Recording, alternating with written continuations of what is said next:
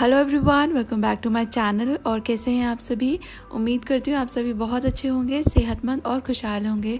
और ये वीडियो है कल का।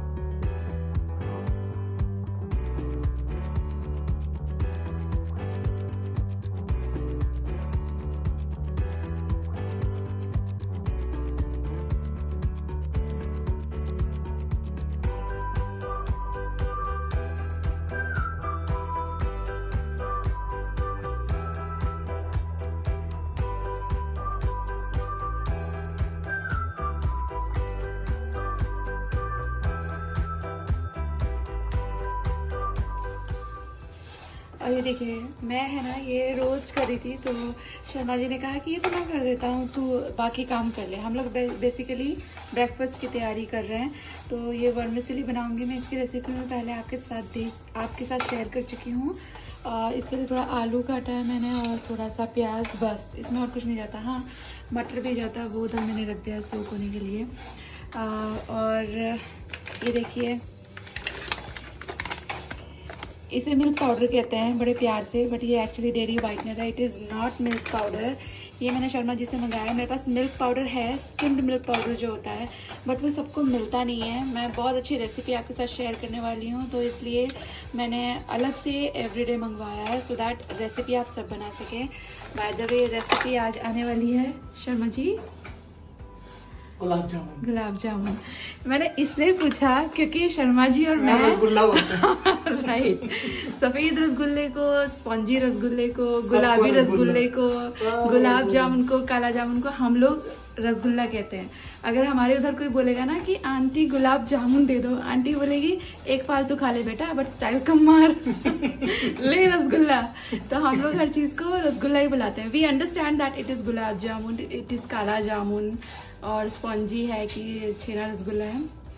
बट आप नॉर्थ में जाके देखिए, वो सब लोग सब चीजों को कॉमनली रसगुल्ला ही कहते हैं। और एक चीज भाई, ये स्पैचुला सिलिकॉन का है, ये प्लास्टिक नहीं है और ये मेल्ट नहीं होता। मेल्ट नहीं होता क्योंकि एक दो लोग बहुत वो हो जाते हैं, मतलब क्या बोलेंगे उसको, केयरिंग हो जाएंगे या फिर ऐसा कुछ कि वो लोग को लगता है कि ये प्लास्टिक है और ये पिघल जाएगा। नहीं, ये प्लास्टिक नहीं है। Silicone spatulas are like very convenient in kitchen. आपको नहीं इस्तेमाल करना, वो आपकी मर्जी है, बट इससे खाना स्टर करना बहुत ज्यादा आसान होता है। मैं इससे कर रही थी, पर शर्मा जी ने छोड़ के ये वाला उठा लिया। और एक चीज इससे, हाँ जी, और एक चीज बतानी है, क्योंकि कमेंट्स में पढ़ता रहता हूँ ना, इसलिए बोल रहा हूँ। हाँ, कि बहुत सारे लोग पूछते हैं कि ये नहीं बताया, वो नहीं बताया, इसका प्राइस क्या है। ठीक है ना, देखिए हम लोग ना, जो डिस्क्रिप्शन बॉक्स है उसमें एक लिंक है उत्तम रसोई करके, वो लिंक पे जाइए। वहां पे हमने मेजॉरिटी ऑफ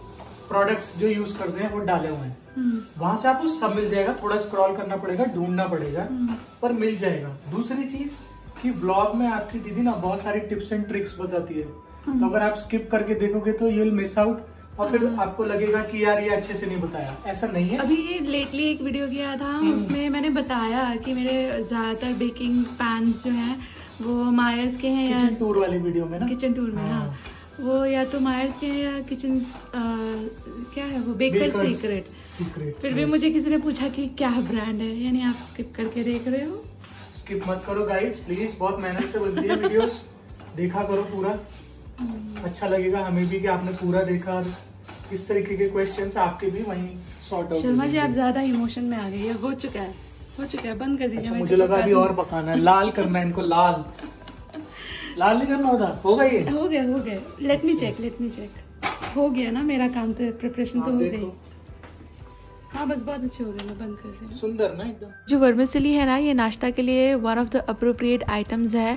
मैं इसे बहुत फ्रीक्वेंटली बनाती हूँ, बहुत स्वाद भी लगती है और आसान भी बहुत है। कुकर में बनेगी। ऑयल में मैंने डाला है थोड़ा सा अजवाइन, थोड़ा सा हींग और इसके बाद डालूंगी एक छोटा सा कटा हुआ प्याज। और ये जो वर्मिसेली मैं यूज़ कर रही हूँ ये डुरुम व्हीट का वर्मिसेली है, ये मैदा का वर्मिसेली नहीं है। इसका टेस्ट भी बहुत अच्छा आता है और ये बनती भी बहुत अच्छी है। प्याज को ज़्यादा नहीं भूनना है। इसमें कटी हुई सब्जियां बेसिकली डाला है मैंने, ये मटर और आलू, इसको थोड़ा सा डाल के भून लेना है।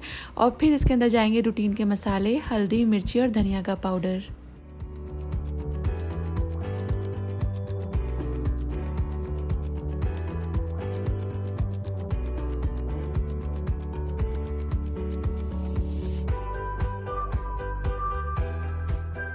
मसाले ऐड करने के बाद सारी सब्ज़ी और मसाले आपस में भून दीजिए। ये एकदम ही बहुत मतलब 10 मिनट में नाश्ता हो जाए इस तरह की चीज़ है। और आगे बहुत सब्जियां आ रही हैं, तो वर्मिसेली के साथ आप बहुत सारी सब्जियों को मिक्स एंड मैच करके पुलाव स्टाइल बना सकते हो। हेल्दी भी रहता है और फटाफट बन जाने वाले ब्रेकफास्ट है। एटलीस्ट मैं इस पर बहुत ट्रस्ट करती हूँ, बहुत जल्दी बन जाता है, खाने में भी अच्छा लगता है। सारी चीज़ें अच्छी तरह से मिला दीजिए और उसके बाद डाला है मैंने इसमें ज़रा सा चीनी, ज़रा सा गरम मसाला और रोस्टेड वर्मिसेली। वर्मिसेली का पूरा पैकेट एक ही बार में रोस्ट करके आप स्टोर कर सकते हैं, जिससे कि आपको नाश्ता बनाने में और भी इजी रहे, जल्दी से सारा काम हो जाए। बट मैं इसे फ्रेशली रोस्ट करना पसंद करती हूँ, इससे फिर इसकी खुशबू बहुत ही अलग आती है। और इसके बाद डाल दीजिए इसमें पानी, और पानी भी बहुत ही मतलब आसान ट्रिक मैं आपको बता रही हूँ, इस्तेमाल करेंगे तो आपको हमेशा इजी रहेगा।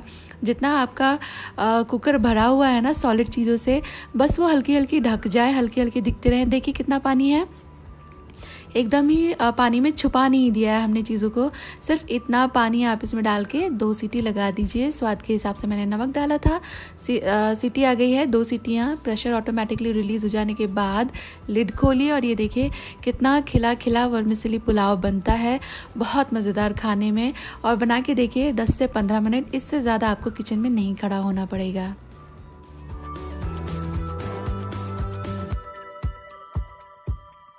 और ये देखिए दिवाली आ गई है, इसकी फीलिंग यहीं से आ जाती है। हमारे घर ये दिया देने आए। यहाँ पे जब से मैं वडोदरा में आई हूँ, I am noticing this thing ना, कि दिवाली से पहले रैंडमली कोई भैया आते हैं और वो ये दिया देकर जाते हैं। इसके लिए वो कुछ नहीं मांगते, बट दे एक्सपेक्ट। तो आपकी जितनी श्रद्धा हो आप उतना उनको दे सकते हैं, शगन जैसा। तो ये 5 दिए वो देकर जाते हैं। शर्मा जी ने उनसे एड्रेस लिया है कि वो कहाँ बैठते हैं, सो दैट हम दिवाली के दिए इनसे ला सकें। एंड लुक एट दिस, ये हो गए मेरे मास्क डिलीवर, जो मैं आपको बता रही थी। मिंत्रा से मैंने मास्क मंगाए थे और ये सैनिटाइज करके रखा हुआ है। वैसे मिंत्रा से वैसे भी ये सैनिटाइज आते हैं, बट आई सैनिटाइज देम। मैं ये खोल के दिखाती हूँ आपको, 1 सेकेंड।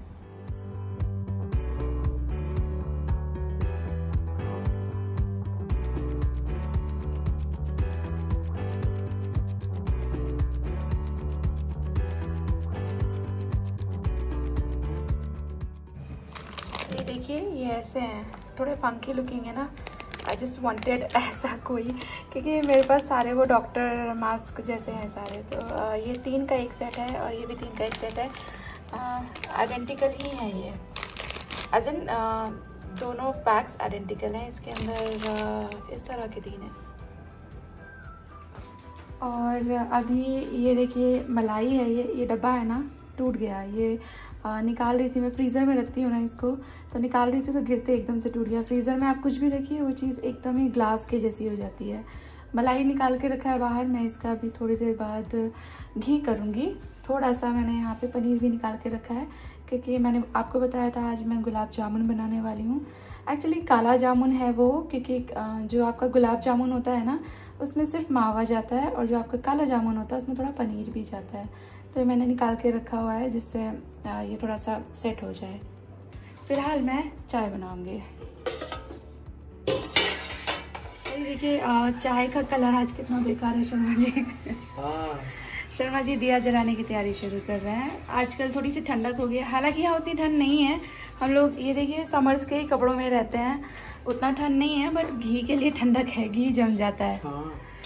चाय का रंग बहुत बेकार है, बिकॉज मेरा चाय का पत्ती खत्म हो गया है। ये नीचे का पाउडर जैसे जो मैं यूज़ नहीं करती, ये भी ख़त्म हो गया है। इस महीने इतना काम था, हाँ ग्रॉसरी हुआ ही नहीं, लानी है। और ये टूट गया था, मैं इसको फेंक रही हूँ। पहले इसमें जमा हुआ मलाई रखा था तो इसलिए मैंने इसको रखा ही हुआ था, अब खाली हो गया तो इसका कोई इस्तेमाल नहीं है। एंड पहले चाय पीने के बाद मैं फिर वापस आकर घी बनाऊँगी।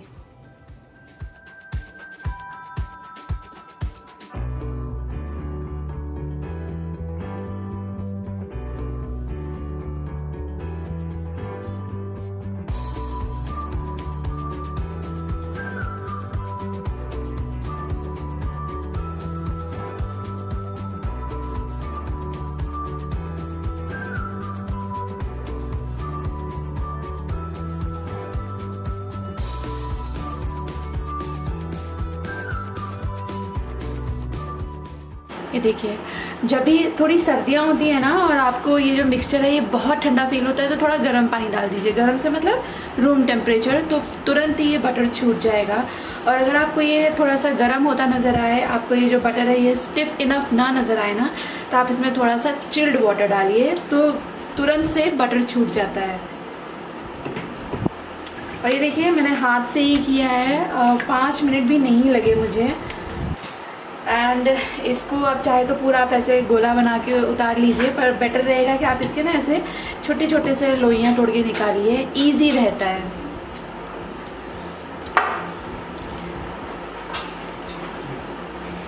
और आप चाहें तो इसको ऐसे ही पका लीजिए, चाहे तो इस स्टेज पे आप इसे धो सकते हो। और कुछ एक सवाल आएंगे कि ये कितने दिन का मलाई है। ये मेरे पूरे महीने का मलाई था, क्योंकि थोड़ा सा आजकल ऐसा अजीब हो गया ना यार, हर रोज दूध नियम से नहीं आता है। इनफैक्ट आप देख रहे हो मेरा चाय पत्ती भी खत्म हो गया है, तो अब आएगा। पता नहीं अभी ऐसा क्या हो गया है, ये लॉकडाउन की वजह से कुछ भी सिस्टम नहीं है। शर्मा जी जब से वर्क फ्रॉम होम कर रहे हैं, अब तो खैर उनका ऑफिस नहीं है, he is not working any more, but जब से वो घर में रहने लगे हैं हमारा कुछ नियम सा ही नहीं है। सारी चीजें थोड़ा बहुत इधर उधर हो गया है, अस्त व्यस्त हो गया है सारा सिस्टम। एंड यस, आप चाहे ना तो इसको उठा के फ्रिज में रख सकते हैं। ये आपका लोनी घी है, यानी कि जो सफेद मक्खन जिसे कहते हैं ना, जो पराठे पे डाल के बड़ा मस्त लगता है। मेरे घर में किसी को पसंद नहीं है एज सच, इसलिए मैं नहीं रखती। मैं पहले रखती थी शर्मा जी के लिए, बट उन्हें भी बहुत पसंद नहीं आता पराठों के ऊपर से मक्खन खाना। वो उसके साथ रायता या चाय वगैरह पसंद करते हैं। और मुझे है ना, आप में से किसी ने कमेंट किया था कि दी आपका नेल पॉलिश बताओ, इतने दिन से गया नहीं है। मेरा भी जाता है डियर, ये दिखाऊं आपको। देखिए मैं बर्तन कपड़े कुछ भी हाथ से नहीं करती हूँ, पोछा वोछा कुछ भी हाथ से नहीं करती हूँ, तो उसके हिसाब से देखिए क्या हालत है मेरे नेल्स की। बाय द वे ये वाला जो है, इसके बारे में आपको पहले बता चुकी हूँ। ये मैंने पता नहीं क्या नाम है इसका, TS ऐसा कुछ नाम था, आई डोंट नो। ये मैंने नायका से खरीदा था, बहुत सस्ता सा था, 100 समथिंग का।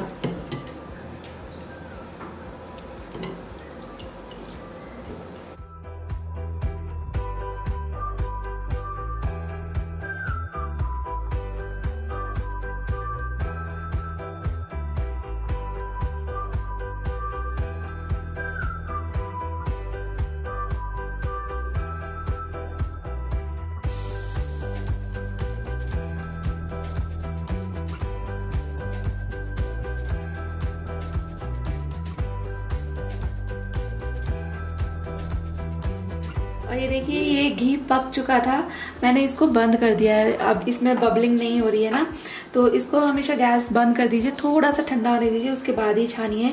गरम गरम घी बहुत खतरनाक होता है, चांस नहीं लेने का। तो अब मैं इसको छान लूंगी। ये बिल्कुल तैयार हो चुका है। ये जो इसका ये आप देख रहे हो ना, ये चीज जब ब्राउन होने लगती है ना, तो आप गैस बंद कर दीजिए। ये व्हाइट रहेगा तो आपका घी कच्चा है, घी में स्मेल आ जाने का चांसेस रहता है। और अगर ये बहुत ज्यादा ब्राउन हो जाएगा तो घी में फिर जले हुए की स्मेल आएगी। This is okay. मैं इसे बस अभी छान लूंगी।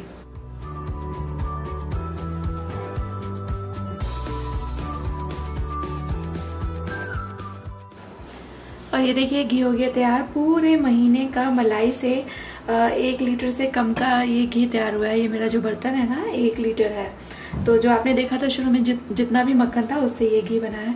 इसकी खुशबू I just can't even tell you, क्या मजेदार खुशबू और टेस्ट तो आप पूछिए मत। मैं जब से घर में घी बनाने लगी हूँ, हम लोग बाहर का घी खाते नहीं है बिल्कुल भी, उसका स्वाद किसी को भी अच्छा नहीं लगता। मैं इसको ना जरा बस ऐसे थोड़ा सा ढक के रख रही हूँ सो दैट इसमें कुछ गिर ना जाए। गरम गरम घी को कभी भी ढक्कन मत लगाइए वरना वेपर्स आ जाएंगी और घी खराब हो जाता है।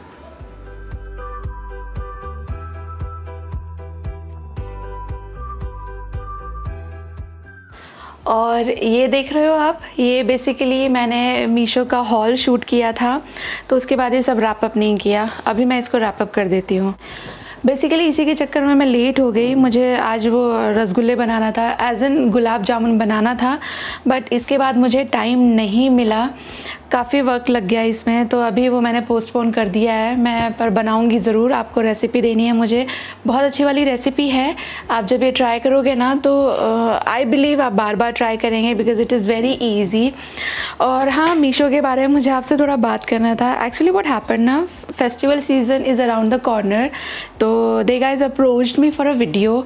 तो आई वाज लाइक कि सभी लोग, मैंने मतलब देखा मीशो का बारे में, तो बहुत लोग मीशो का वीडियो करते हैं, बहुत लोग उन वीडियोज़ को पसंद भी करते हैं। तो मैंने कहा कि ठीक है चलिए कर लेते हैं, क्योंकि आई बिलीव लोगों को पसंद आती है। तो मैंने एक वीडियो किया, वो वीडियो आप लोगों ने बहुत पसंद किया। Then they approached me again, मुझे लगा आपको पसंद आ रहा है इसलिए मैंने और ले लिया। Then this was kind of contract. इससे ज़्यादा डिटेल में मैं आपको नहीं बता सकती, तो इसलिए I had to do this many videos.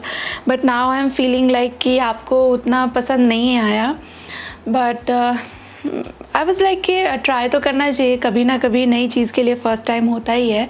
तो हॉल मैं यूजुअली करती नहीं हूँ, but since you liked my first video तो आई थॉट कि चलो हॉल भी ट्राई किया जा सकता है। हर वीडियो शूट करने के बाद यही हालत होता है, और ये सब एक एक करके पहनना इज़ वन थिंग, उसके बाद ये सारी चीज़ें समेटना और रखना इज़ अनदर टास्क।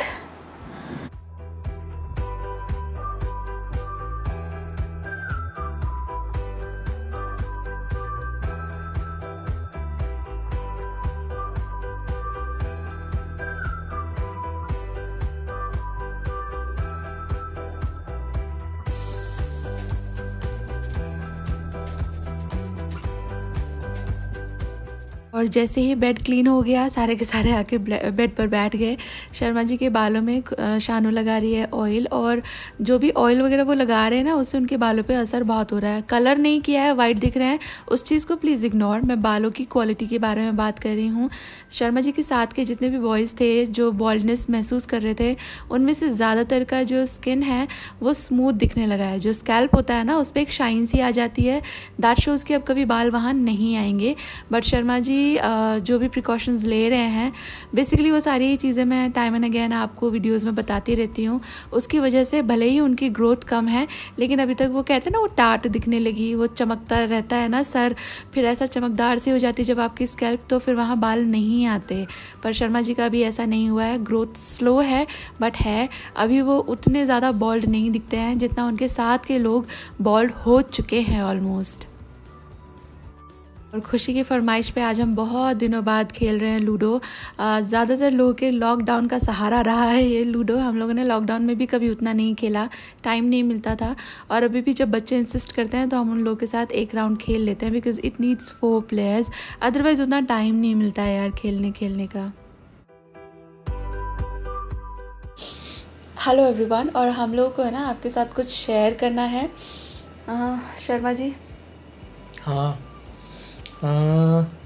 एक्चुअली बहुत सारे लोग क्यूरियस थे मेरे जॉब के बारे में कि आफ्टर जॉब लॉस क्या कर रहे हैं। बहुत सारे लोगों ने हेल्प करने की भी कोशिश करी मैंने, और जॉब मिला कि नहीं ये भी आप में से बहुत लोगों को क्यूरियोसिटी था।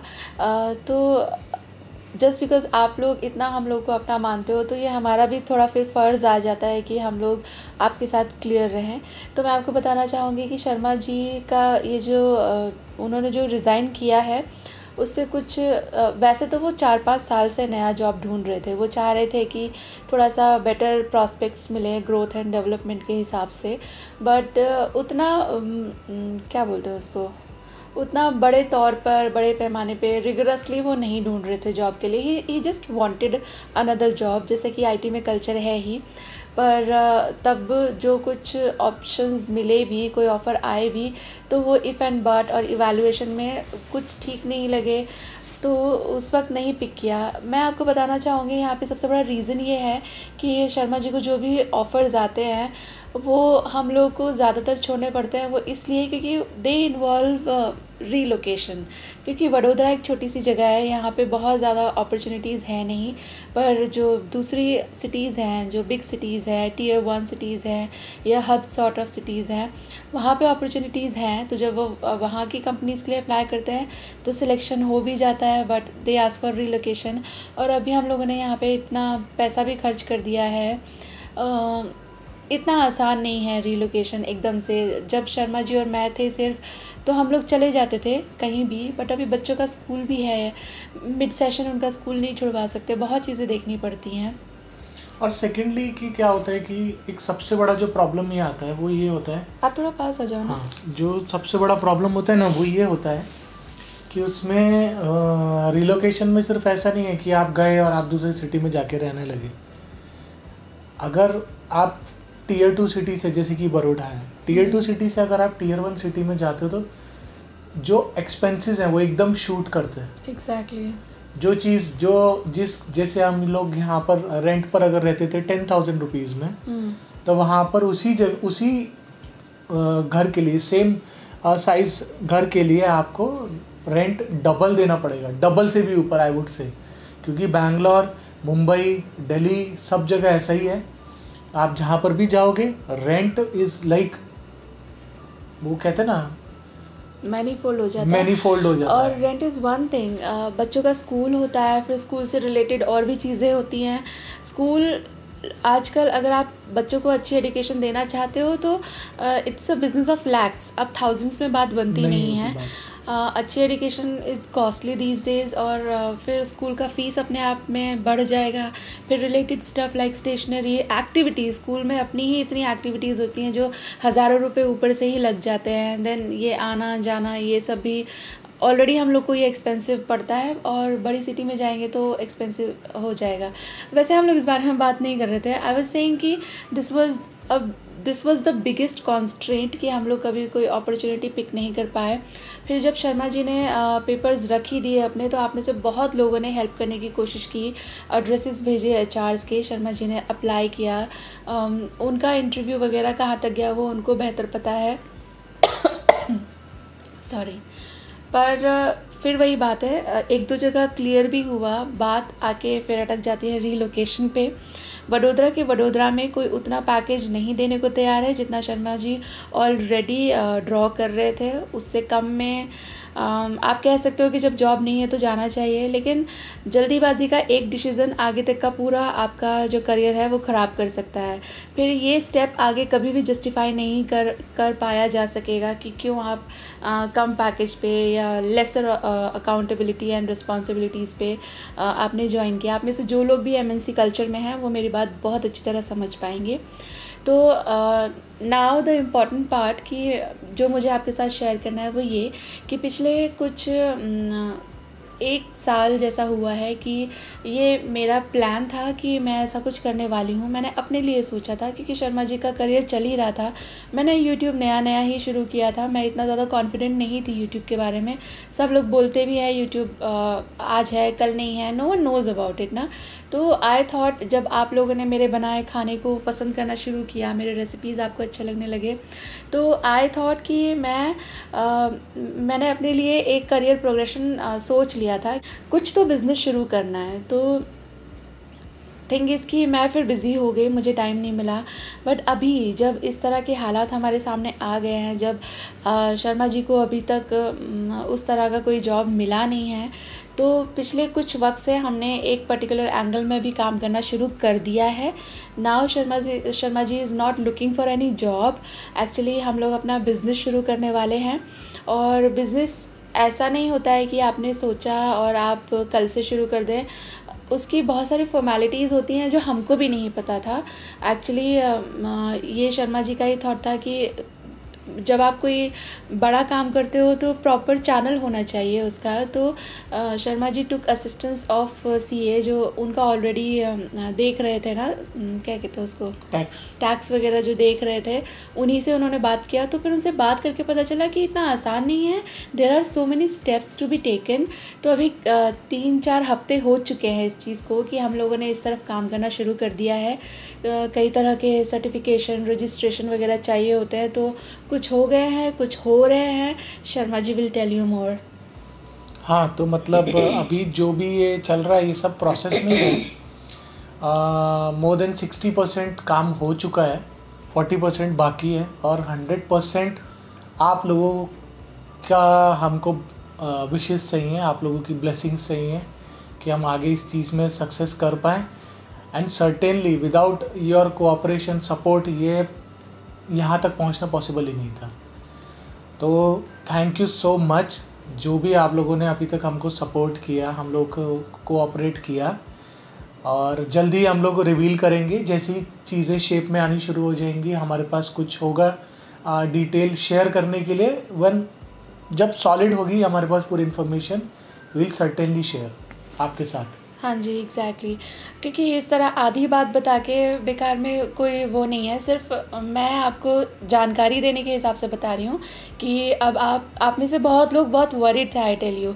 ये भी एक वजह है कि मैं आपको अभी से डिस्क्लोज़ कर रही हूँ कि हम लोगों ने काम करना शुरू कर दिया है, और अभी तक का हमारा जितना भी इन्वेस्टमेंट था वो हम उसमें लगा चुके हैं। मतलब मैं आपको बताऊं तो सीए भैया से जब हम लोगों ने बात किया था तो शर्मा जी का भी प्लान यही था, मेरा भी सोच यही था कि हम लोन लेकर ये करते हैं, बिकॉज़ लोन थोड़ा सा सेफ़ रहता है और आपकी जेब में हमेशा ही उतना पैसा हो भी जितना चाहिए ये ज़रूरी नहीं है, इसीलिए तो लोन की फैसिलिटी अवेलेबल है।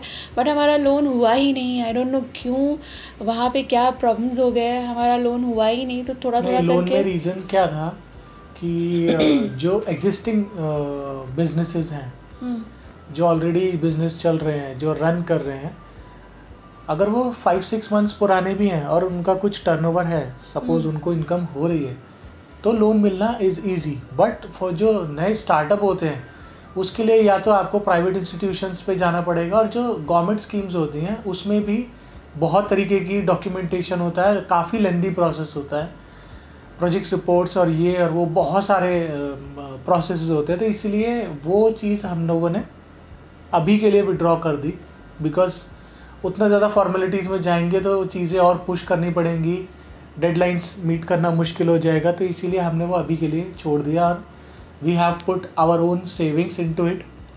और ऐसा हमको उतना अभी जानकारी भी नहीं है, हम लोग पहली बार कर रहे हैं, हमारे घर में कभी किसी ने बिज़नेस नहीं किया। तो एज ऑफ नाउ जितना भी हमारा पॉकेट में था, जितना भी हमारी किटी में मनी था, वो हम लोगों ने लगा दिया है इसमें। वी आर जस्ट होपिंग कि चीज़ें अच्छी हो जाएं। आपके सपोर्ट की ज़रूरत पड़ेगी तो please be there, but as of now सिर्फ आप लोगों को टेंशन फ्री करने के लिए मैं बता रही हूँ, बिकॉज आप में से बहुत लोग बहुत वरीड थे इस फैक्ट के लिए। तो भगवान की कृपा से चीज़ें ठीक होने की उम्मीद हो रही है, और शायद सब अच्छा रहेगा आगे।